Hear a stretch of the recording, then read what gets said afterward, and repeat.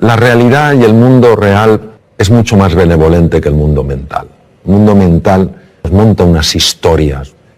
El miedo tenemos que verlo no como un oponente, sino como un compañero imprescindible para crecer. Cuando una persona siente miedo es porque está tocando los límites de su zona de confort. Esa es la llamada para crecer. Toda la magia está fuera de la zona de confort. Cuando se estudia la neurociencia afectiva se ve que una persona, por ejemplo, que haya perdido el ánimo, que esté desilusionada, que esté desesperanzada, que se sienta impotente, no tiene el mismo riego cerebral que una persona que se sienta con ilusión, que se sienta con ánimo y se sienta con ganas. Las zonas más anteriores del cerebro, lo que se llaman áreas prefrontales, que son esenciales en el mantenimiento de la atención, en la memoria, en el aprendizaje y en la creatividad, son muy dependientes del estado emocional. Por eso una persona entusiasmada, con un proyecto, ilusionada, que se siente a gusto, acompañada de gente que cree en ella, etcétera, etcétera, es una persona mucho más inteligente, mucho más creativa y mucho más emprendedora. La misma persona, si le cae el ánimo, si se siente incapaz, etcétera, no importa si es capaz o no, no ejercitará esas capacidades porque las tiene abolidas. El cuidado del ánimo es clave. La razón por la que nos ponemos nerviosos la mayor parte de las veces no es por el hecho en sí, sino por la historia que nos estamos contando acerca del hecho. Hay varias cosas que sabemos que ayudan a reducir ese estado de ruido, vamos a llamarlo ruido mental, es decir, ese nerviosismo como consecuencia de ruido mental. En primer lugar es hacer ejercicio físico. El ejercicio físico por sí solo tiene la capacidad de reducir el ruido mental. En segundo lugar, poderlo hablar con alguien de confianza, poder hablar el sentir, poder contar el sentir. Y a veces, si no tienes a nadie, escribe lo que te preocupa, pero en un papel tan pequeño que casi no lo puedas ver. Porque el cerebro está interpretando que si puedes poner el problema en un tamaño tan pequeño es que el problema no es tan grande. La siguiente cosa que te diría es que se entrenen en una cosa que cada vez tiene más difusión, que es todo lo que es los estados contemplativos de la conciencia, que no es más, o mindfulness, que lo único que significa es que se entrene en prestar atención a las cosas que son reales, como su respiración, como las sensaciones del cuerpo, porque el otro es mental. Entonces, cuando la narrativa no recibe la misma atención, empieza a tener menos impacto. Y hay una cosa que es clave en el adiestramiento, y yo he visto su tremenda eficacia, que es acostumbrarte a traer la atención al aquí y a la ahora. Y una cosa que procuro entrenar todo lo que puedo es cuando veo que me estoy lamentando de algo del pasado, inmediatamente vengo al presente. Cuando se habla tanto del aquí y el ahora, parece que tiene una connotación metafísica o filosófica. No es así, es tremendamente práctica. Cuando tú estás aquí y ahora, la mente no tiene la capacidad de meter tanto ruido. Lo que genera nervios es la mente. Es un entrenamiento, porque hay que ir en contra de un condicionamiento mental previo. El tema es cuánto nos va a costar. Yo no creo que esa es la pregunta es hasta dónde nos puede llevar. Nuestra mente está agitada. Y como está agitada, no vemos nuestro potencial, ni tampoco vemos aquello que nos está lastrando. Cuando conseguimos que esa mente se serene, empezamos a ver cosas en nosotros y a experimentar sensaciones y a experimentar realmente descubrimientos, revelaciones, en el sentido de cosas que estaban veladas y se ven, que tienen un poder transformador en la vida. Y también empiezas a ver aquellas cosas que no habías visto de ti y que realmente te están haciendo la vida difícil. Mindfulness es un ejercicio puro de la atención para serenar esa mente que por razones que todavía no conocemos está agitada. Y como está agitada, no podemos reconectar con nuestro potencial oculto, ni sabemos por qué tantas cosas que son pequeñas nos alteran de una manera tan grande. El mindfulness ya está descrito en la literatura india, desde el Bhagavad Gita de hace 3.500 años, cuando Krishna le dice al príncipe Arjuna, la mente es difícil de manejar como el viento, y cuando el príncipe Gautama Siddhartha descubre que el dolor es parte de la vida, pero el sufrimiento lo genera este movimiento de la mente. y que la forma de combatir ese sufrimiento es estabilizar la atención, alejándola de esa narrativa, de esa rumiación constante, de ese ruido que nos impide reconectar con lo que somos. Detrás de muchísimas enfermedades, por no decir de todas, hay un factor que puede pesar más o menos y que es la ansiedad. La ansiedad es generada por el ruido mental.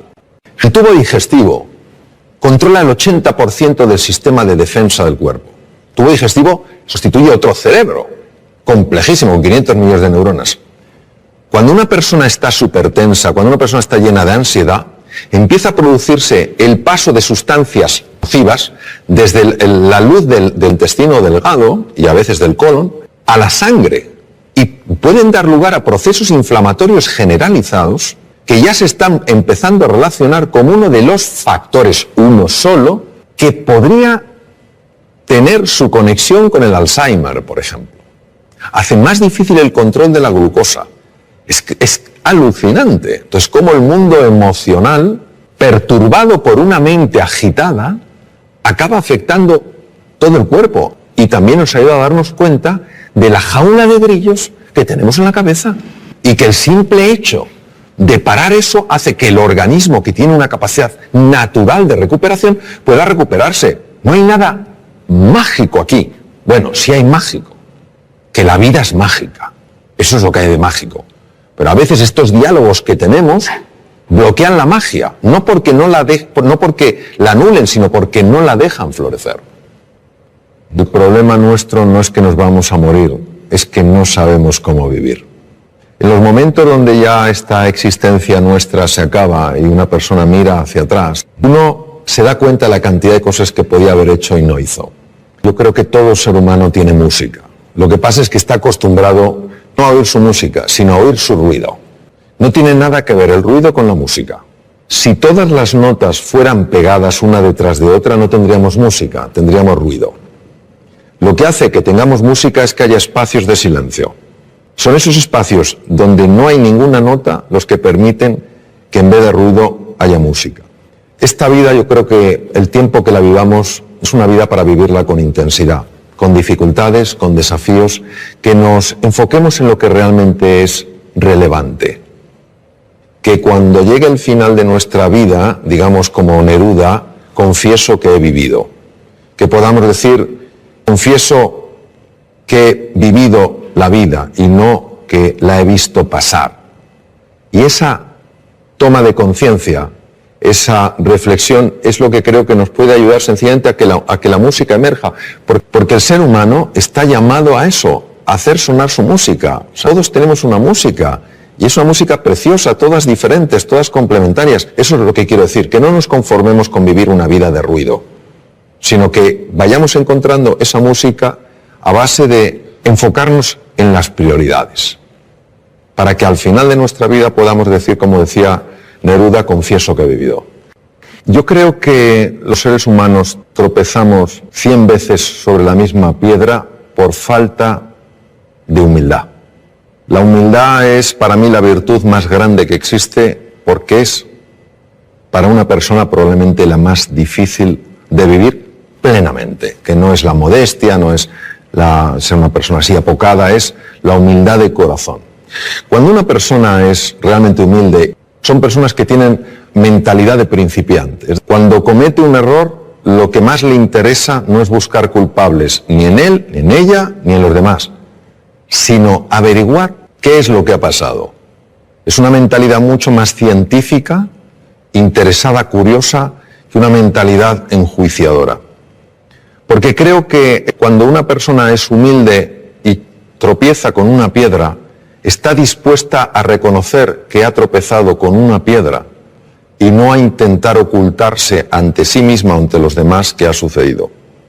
Porque creo que cuando una persona es humilde y tropieza con una piedra, se deja asesorar, pregunta, escucha, pide ayuda y se deja ayudar. Creo que nuestra soberbia nos mata. No queremos aceptar las cosas como son. Queremos que sean a nuestra medida. Queremos que la vida se pliegue a nuestros deseos. Por eso no fluimos con la vida. Cuando aparece algo que no nos gusta, nos preguntamos ¿por qué? En lugar de ¿para qué? Creo que la vida se vive en plenitud cuando el que pilota el coche es la conciencia y en el copiloto va el ego. Pero cuando el ego es el que pilota, te puedes tropezar 100, 1000, 100.000, que nunca aprenderá. Que es que el ser humano es indivisible. Una persona puede tener un hígado, pero una persona es más que su hígado. No somos casos clínicos interesantes, sino seres humanos completos. Y que la faceta física, el cuidado del cuerpo, de la nutrición, el hacer ejercicio físico, es muy importante. La faceta mental, dormir bien, dormir suficiente, es importante. Es más importante dormir que comer, fisiológicamente hablando. Que la faceta mental es clave, que tenemos que aprender todos a gestionar mejor nuestra mente, a enfocarnos en lo esencial, a usar un lenguaje que nos ayude, no que nos anule, a interpretar las cosas de una forma que nos permita salir adelante, no quedarnos atascados, ¿no? Que el elemento afectivo es esencial, buscar lo positivo en las cosas, más que los porqués, los paraqués, más que los esques, pues tal vez los hayques, a lo mejor más que solo me queda, pues los aún me queda, ¿no? Y que luego hay una dimensión espiritual en la existencia humana que es muy importante y que nos abraza a todos, que es la vida con propósito, es decir, que nuestro propósito no es solo experimentar la felicidad, sino ayudar a otros seres humanos también a ser felices. Yo creo que todos en la dimensión espiritual lo que estamos llamados es a construir un nosotros, ayudarnos en este viaje fascinante que es la vida, en nuestras distintas facetas, y que la educación, se valore o no, es increíblemente valiosa. ¿Cuántas cosas no tendríamos que padecer si las hubiéramos aprendido a edades más tempranas?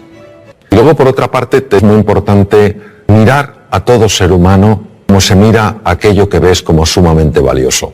De toda la conversación, lo más importante es la forma de mirar, porque la forma de mirar tiene la capacidad de transmitir cómo tú estás viendo a esa persona. Cuando tú miras a un ser humano como se mira aquello que es valioso, como somos espejos frente a espejos, esa persona empieza a reconocer su propio valor. Y en ese reconocimiento es más fácil que cualquier talento, cualquier capacidad encuentre un espacio natural para desplegarse. Es clave ver a todo ser humano como grandeza en potencia. Unos lo expresarán en mayor o menor grado, pero esa grandeza está en todo ser humano. Para mí la clave de todo en la vida es querer. Querer a las personas con las que estás, quererte a ti, querer a la vida, querer a la naturaleza, querer el progreso, querer el bienestar, es querer. Donde el ser humano entiendo que tiene un desafío es en el querer, pero en el querer de verdad a la otra persona. Querer que salga adelante, querer que florezca, querer que sea plenamente feliz. Y cuando esto se ha aplicado en...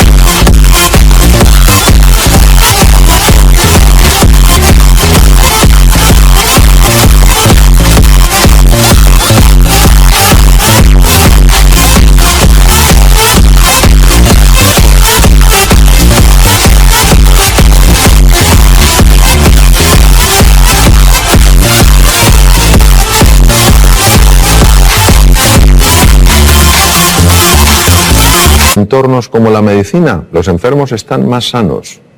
Cuando se aplica en la empresa, la gente es más feliz. Elijo tratar a las personas como si todas tuvieran potencial, aunque no lo hayan expresado. Y eso se transmite con la mirada, se transmite con el gesto, se transmite con la respuesta que tenemos ante el error, la respuesta que tenemos ante el acierto, el acompañamiento que llevamos a cabo. Creo que lo verdaderamente valioso es tremendamente sencillo. Y yo creo que son cuatro principios.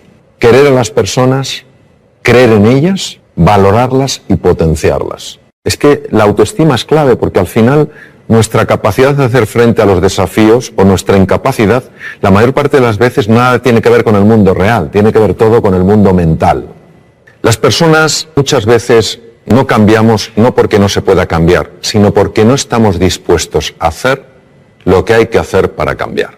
Ni tenemos el nivel de inspiración y de ilusión suficiente como para estar verdaderamente comprometidos, ni tenemos una estrategia que funcione y que podamos aplicar, ni a veces tenemos la disciplina necesaria para ir incorporando ciertas prácticas en el día a día. Cuando uno tiene la inspiración, es decir, ves una posibilidad en tu vida que dices, oye, si esto apareciera en mi vida, voy a otro nivel. Cuando tenemos una estrategia que no tiene que ser ni sofisticada ni compleja, sino sencilla, estos son los pasos que he de seguir. Y cuando tú cada día te vas entrenando, es inevitable que se produzca un cambio en la citoarquitectura del cerebro. Se forman nuevas conexiones, se forman nuevas vías y se forman nuevas neuronas, al menos en dos lugares. Los hipocampos de alguna manera no solo procesan mecanismos muy complejos en relación con la memoria, sino que también controlan los núcleos que se llaman núcleos amigdalinos, donde está el núcleo central del miedo, es decir, hacen que veamos las cosas con menos miedo. Todos nosotros podemos cambiar, podemos activar genes, podemos desactivar genes, podemos crear nuevas conexiones. Entonces, nos dice la neurociencia que vivamos con pasión, con entusiasmo, que vivamos con fe en nosotros y en nuestras posibilidades y que estemos dispuestos a llevar a cabo el entrenamiento necesario para incorporarlo, para que pase. Y cuando uno está con personas realmente relevantes en el mundo del deporte, en el mundo de la ciencia, te das cuenta de la disciplina que ponen en su vida. Todos los días se entrena. Y eso es una maravillosa oportunidad porque quiere decir que nuestro pasado no tiene por qué predecir nuestro futuro. Si una persona quiere cambiar cómo ha vivido hasta ahora, lo puede hacer. Ahora necesita estos ingredientes. Un verdadero entusiasmo, una motivación que le genere el compromiso, una estrategia que sea razonable, no tiene que ser compleja, y una práctica constante para que al final no haya nada que creerse, porque tú mismo lo puedes verificar.